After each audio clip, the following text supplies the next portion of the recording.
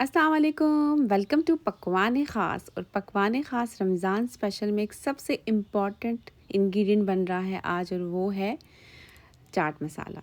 बहुत ही मज़ेदार बनता है। जब भी आप घर में बनाएंगे तो आपको फ़र्क पता चलेगा बाज़ार के और घर के चाट मसाले का, और बहुत ही आसानी से बनता है। शुरू करते हैं। बिस्मिल्लाहिर्रहमानिर्रहीम। सबसे पहले मैंने यहाँ पे सूखा धनिया ले लिया है 3 टेबलस्पून, ज़ीरा ले लिया है 3 टेबलस्पून, सौंफ ले ली है 1 टेबलस्पून, 1/4 टेबलस्पून मैंने ले ली है अजवाइन, और तकरीबन 1.5 टेबलस्पून मैं ले लूँगी साबुत काली मिर्च। और इन सब चीज़ों को आपने ड्राई रोस्ट कर लेना है, जिस तरह से मैं कर रही हूँ।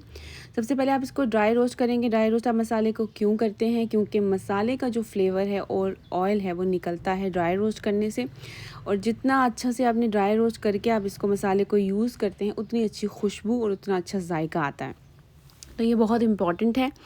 बहुत ही आसान चीज़ है चाट मसाला। आप रमज़ान का एक बहुत ज़्यादा इम्पॉर्टेंट चीज़ है, जो कि बहुत सारी चीज़ों में इस्तेमाल होता है। फ्रूट चाट में, चना चाट में, और बहुत सारी चाटें हम बनाते हैं रमज़ान में, तो वो चाट मसाले के बिना अधूरी हैं।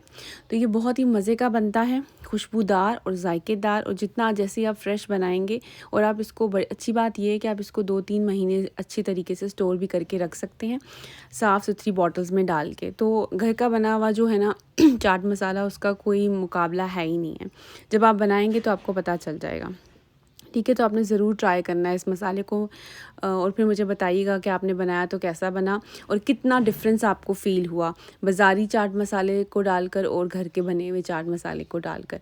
ये आपने मुझे ज़रूर बताना है। ठीक है, इसको मैं ड्राई रोस्ट कर रही हूँ। मैं बिल्कुल हल्की आंच पे ड्राई रोस्ट कर रही हूँ, तो इसमें आपको 3 से 4 मिनट लग जाएंगे इसको ड्राई रोस्ट करने में, जब तक अच्छी से महक ना आने लगे आपको मसाले की।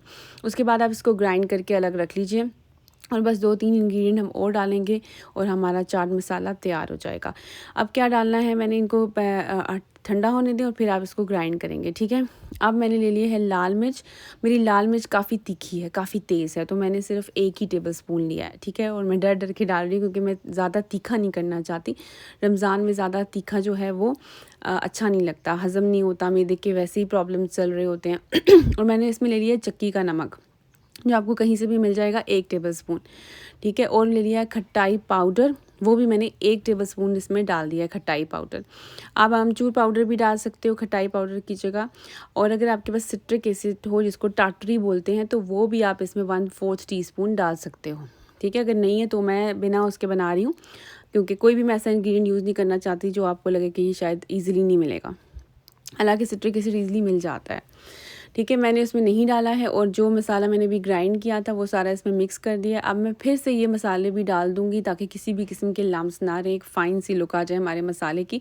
इनको भी मैं दोबारा से चॉपर में डाल के इसको ग्राइंड कर लूँगी।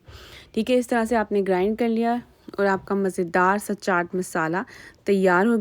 इसको आप स्टोर कर सकते हो किसी भी साफ़ सुथरी बॉटल में। तो रेसिपी अगर आपको अच्छी लगे तो ज़रूर लाइक कीजिएगा। मेरे चैनल पे नए हैं तो सब्सक्राइब करना ना भूलिएगा, और मेरे वीडियोस को देखते रहिए, शेयर करते रहिए। थैंक यू, कीप वॉचिंग पकवान ख़ास। अल्लाह हाफिज़।